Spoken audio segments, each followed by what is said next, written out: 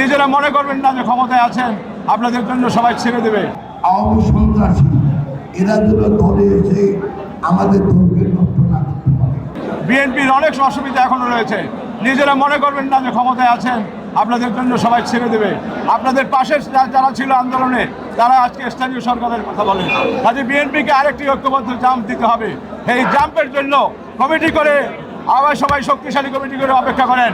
ইনশাআল্লাহ আরেকটা বিপ্লবের প্রয়োজন হলে আমরা সেই বিপ্লবে আপনাদের ডাক দেব এবং ইনশাআল্লাহ বাংলাদেশে জাতীয় বিরোধী ক্ষমতা আসবে আরেকটি বড় বিপ্লবের ডাক দেওয়ার পরে। আর আমাদের দল একটা উদার গণতান্ত্রিক রাজনৈতিক দল।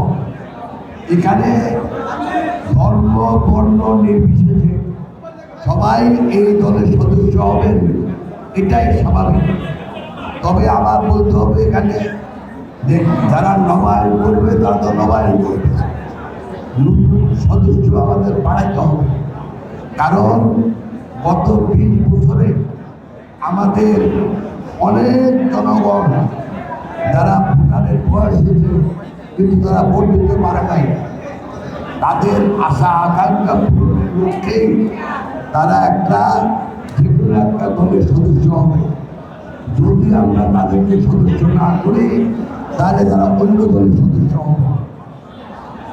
আর আমাদের দলে যারা নতুন সদস্য হবে, তাদের যারা সদস্য করবেন তাদের প্রতি একটা জিনিস লক্ষ্য রাখা উচিত, সেটা হলো যে আমাদের রাজনীতি কি?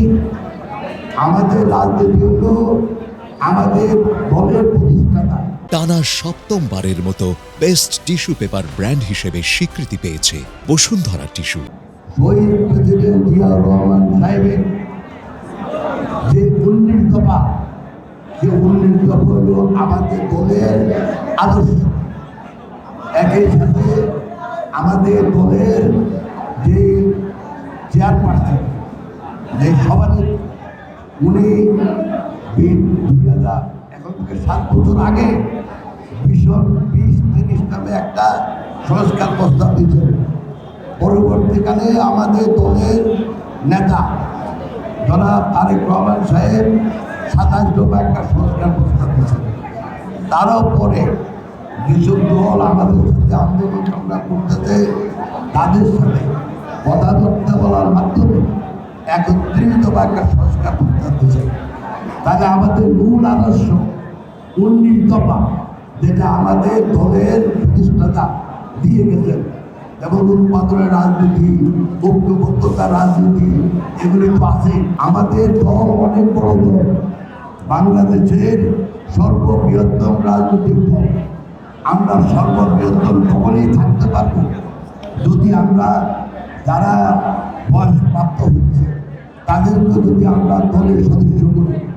অতএব আপনাদের কাছে আমার বিনীত অনুরোধ থাকবে তাদেরকে সদস্য করার জন্য। শুধু মনে রাখবেন, দাগি আসামি, দুর্নীতিবাদ, আওয়ামী সন্ত্রাসী এরা যেন দলে এসে আমাদের দলকে